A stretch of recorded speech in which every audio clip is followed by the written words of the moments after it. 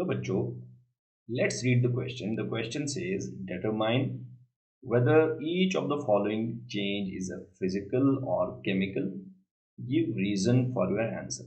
यहाँ तीन चेंज बताई गई हैं और हमें इनमें से बताना है कि ये फिजिकल चेंज हैं या केमिकल चेंज. तो first one is a balloon filled with hydrogen gas explodes upon contact with a spark. Second is copper turns green on exposure to air and water. And third is a metal surface becomes dull because of continued aberration. So guys, यहाँ पे तीन change हमको दी गई हैं और हमें इनके बारे में बताना है whether these are the physical or the chemical change. So the key concept here is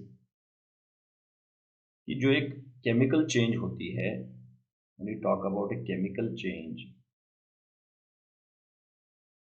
तो गाइस केमिकल चेंज में बेसिकली क्या होता है, मेन चेंज यहाँ पे होती है that is change in chemical composition. तो यहाँ पे केमिकल कंपोजिशन एक सबस्टेंस की चेंज होती है, so that is why we say that this is a chemical change.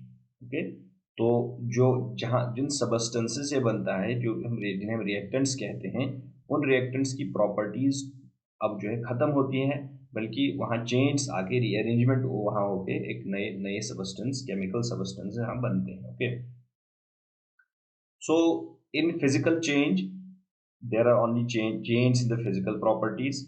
ठीक है, जो फिजिकल चेंज होती हैं इसके कंपैरिजन में फिजिकल चेंज जो होती है उसमें कोई भी no change in chemical composition, no change in composition chemical composition. Okay, यहाँ पे सिर्फ फिजिकल प्रॉपर्टीज चेंज होती हैं और जो केमिकल कंपोजिशन होती है वो अनचेंज रहती है. ना जो हमारे पास ये तीन यहाँ पे सिचुएशंस दी गई हैं, तीन चेंज दी गई हैं. द फर्स्ट वन इज, यहाँ पे पहली चेंज जो बताई है दैट इज एक बलून है जिसमें हाइड्रोजन गैस फिल्ड है. Okay, hydrogen gas is filled in it, और एक स्पार्क उसके जब हम उसके कांटेक्ट में लाते हैं तो वो एक्सप्लोड होता है. तो ऐसा क्यों होता है? बेसिकली यहाँ पे क्या है, हाइड्रोजन गैस जो होती है, हाइड्रोजन की गैस जो होती है, ये हाइड्रोजन गैस ये इनफ्लेमेबल गैस होती है. तो जब एक स्पार्क इसके हम कांटेक्ट में लाते हैं तो ये बर्न हो जाता है इन प्रेजेंस ऑफ एयर, क्योंकि एयर ऑलरेडी एटमॉस्फेयर में प्रेजेंट होता है.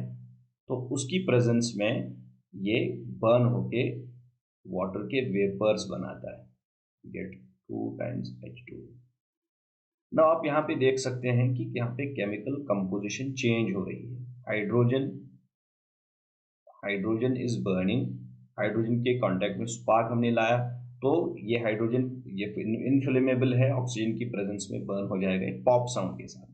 तो ये यहाँ पे केमिकल चेंज हाइड्रोजन ऑक्सीजन के साथ कंबाइन करके वेपर्स बनाता है.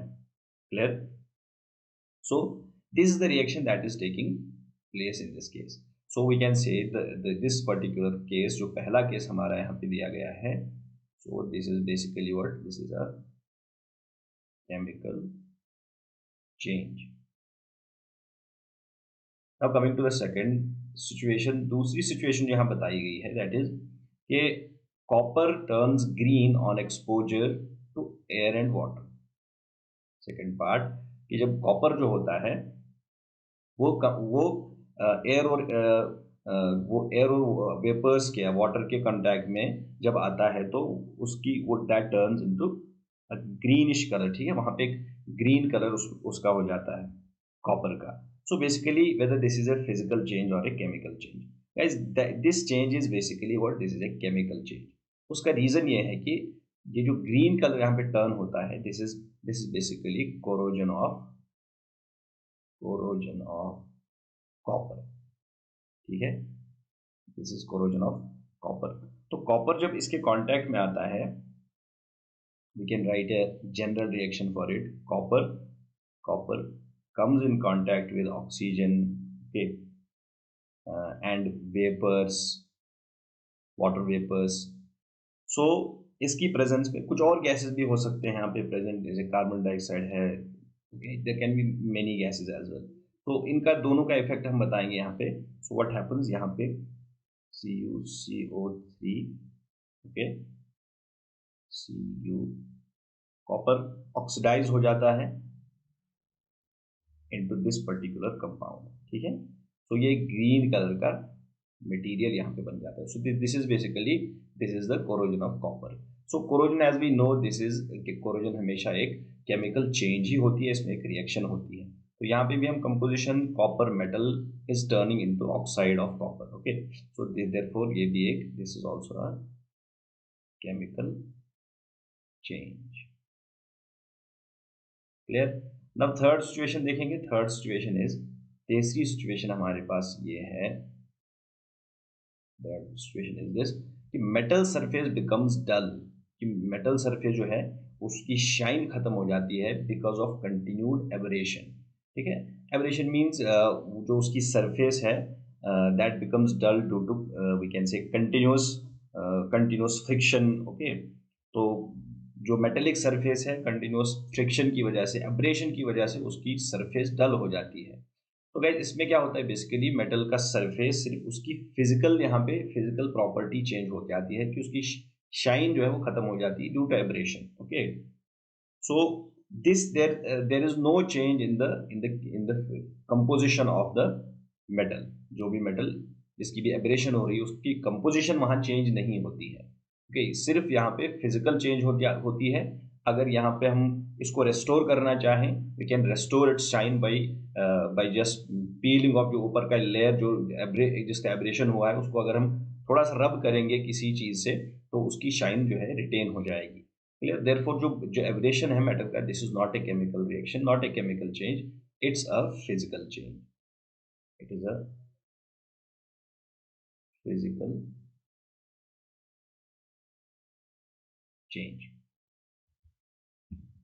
वाई? बिकॉज यहाँ पे हम लिख सकते हैं, because no change in chemical composition of metal, ठीक है। That is why this is a physical change. Clear? Hope you understood it well. Best of luck.